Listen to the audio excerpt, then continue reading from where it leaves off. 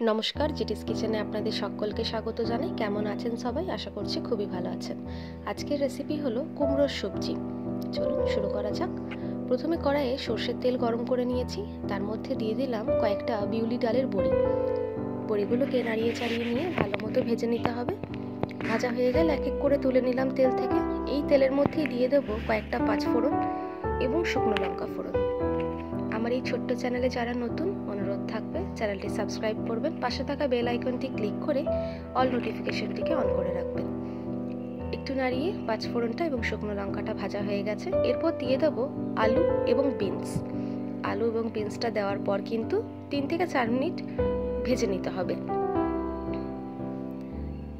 সবজিগুলো ভেজে নিলে একটু খেতে ভালো হবে, স্বাদে বাড়বে। আমার বিনস এবং আলুগুলো ভালো করে ভাজা হয়ে গেছে। এই পর্যায়ে অ্যাড করে দিতে হবে কুমড়োগুলো। আমার এই রেসিপিটি ভালো লেগে থাকলে একটা লাইক করবেন, কমেন্ট করবেন এবং পরিবারের সাথে শেয়ার করবেন। কুমড়োগুলো দেওয়া হয়ে গেলে আবারও 1 থেকে 2 মিনিট ভালো করে ভেজে নিতে হবে। আপনারা যদি চাইছেন কোনো রকম জল ব্যবহার ছাড়াই মিষ্টি মিষ্টি কুমড়োর সবজি করতে, তাহলে কোনো রকম জল না দিয়েই কষিয়ে যেতে হবে ঢাকা দিয়ে দিয়ে লো টু মিডিয়াম ফ্লেমে। দিয়ে দিলাম কয়েকটা তেজপাতা। তেজপাতাটা চাইলে আমরা ফোড়নের সময় ব্যবহার করতেই পারতাম, কিন্তু ফোড়নের সময় ব্যবহার না করে আমি রান্নার মাঝেই দিলাম। তেজপাতাটা দেওয়ার পরেও কিন্তু ভালো মতো ভেজে নিতে হবে। এরপর দিয়ে দিলাম স্বাদ মতো নুন, সামান্য হলুদ,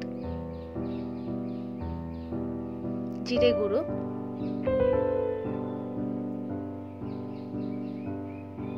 এবং কিছুটা চিনি।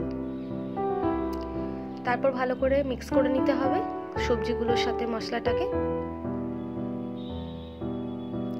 এই নুনটা দেওয়ার ফলে অনেকটাই কিন্তু জল বেরিয়ে আসবে সবজির থেকে। দিয়ে দিলাম 2টো কাঁচা লঙ্কা, একটা বড় সাইজের টমেটো। আবারও নাড়িয়ে চাড়িয়ে নিতে হবে। আপনাদের কাছে যদি এমন কোনো রেসিপি থেকে থাকে যা আপনি সকলের কাছে পৌঁছে দিতে চান, তাহলে অবশ্যই আমাকে জানাবেন। আমি সেই রেসিপিটি ট্রাই করব এবং আমার এই ছোট্ট চ্যানেলে আপনার নাম নিয়ে অবশ্যই পোস্ট করব। এই পর্যায়ে আমরা অ্যাড করে দিলাম 1/2 চা চামচ আদা বাটা। আবারও ভালো করে মিক্স করে নিতে হবে।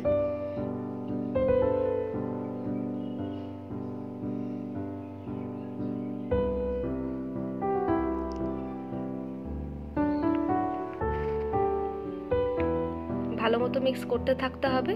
আপনি লো টু মিডিয়াম ফ্লেমে রান্নাটা করবেন, দেখবেন অনেকটা জল বেরিয়ে আসবে। আর এক্সট্রা জল কোনো রকম অ্যাড করার প্রয়োজন হবে না। 5 থেকে 7 মিনিট নাড়তে চাড়তে অনেকটা জল বেরিয়ে এসছে। দিয়ে দিলাম ভেজে রাখা বড়িগুলো। তারপর থালা ঢাকা দিয়ে 4 থেকে 5 মিনিটের জন্য রেখেছিলাম। আমাদের সম্পূর্ণ সবজিগুলো কিন্তু ভালো মতো সিদ্ধ হয়ে গেছে।